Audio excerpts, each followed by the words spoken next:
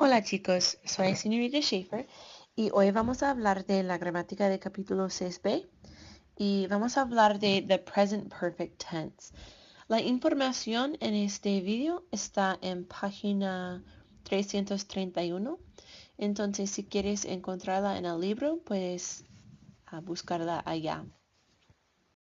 La pregunta grande de esta lección es, how can we say what a person has done? And our focus for this video is on this verb tense, has done. So here's an example for you. Recientemente hemos alquilado muchos videos. Recently, we have rented a lot of videos. And we're going to learn how to use that have blank or has blank in today's lesson. To form the present perfect tense, we're going to use the present tense forms of haber and the past participle. So just like in the present progressive where we say I am walking or I am talking, we're going to be using two parts for this verb where the first part will change based on the person, this form of haber, and then the second part, the past participle, is going to stay the same. So to form this, there are two different tools that you need. First of all, what those conjugations of haber will be, and then secondly, how to form a present participle. So we'll start with haber. We have yo he, tú has, él and ella ha, nosotros hemos, vosotros habéis, and ellos han. So the only form that you've seen of haber before is I. Clearly that's a little bit different and these are irregular, but this is what we're going to use and where they come from. So this is like in English when you say I have blank or you have blank, she has blank. Then to form the present participle, we are going to take off the AR, ER, or IR ending. And then for AR verbs, we're going to add ado. And for ER and IR verbs, we're going to add ido. So for example, spoken is hablado. Eaten is comido.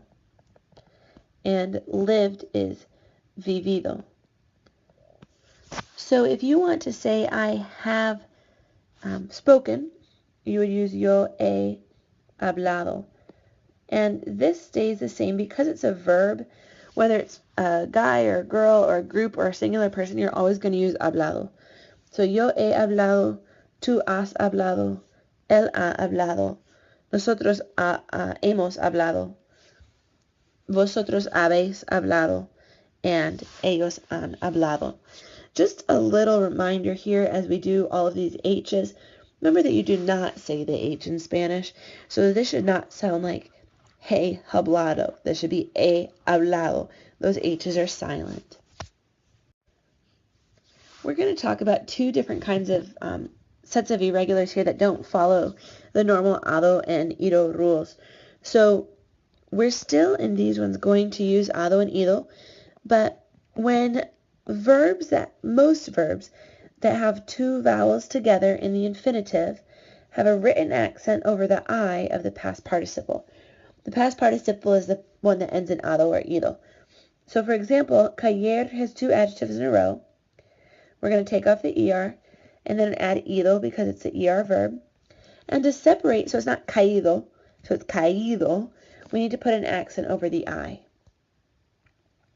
Okay, same with leer. Leer has a double vowel. We'll find our stem, le, and then because it's the ER verb, we'll add ido. And to separate those two vowels, we'll go ahead and put an accent on the I. Oír, same thing. Our stem is O. So we're going to add the ido and put an accent over the I to separate the O and the I from each other. Lastly, traer. So tra is our stem. It's an ER verb, so we're going to add ido and then add our accent, traído. The other set of irregulars that we're going to talk about today is just verbs that have irregular past participles that we need to memorize. So we're going to learn a song to go with this. I'm not going to preserve it forever here online, but we'll sing it in class, and there's a link on Moodle.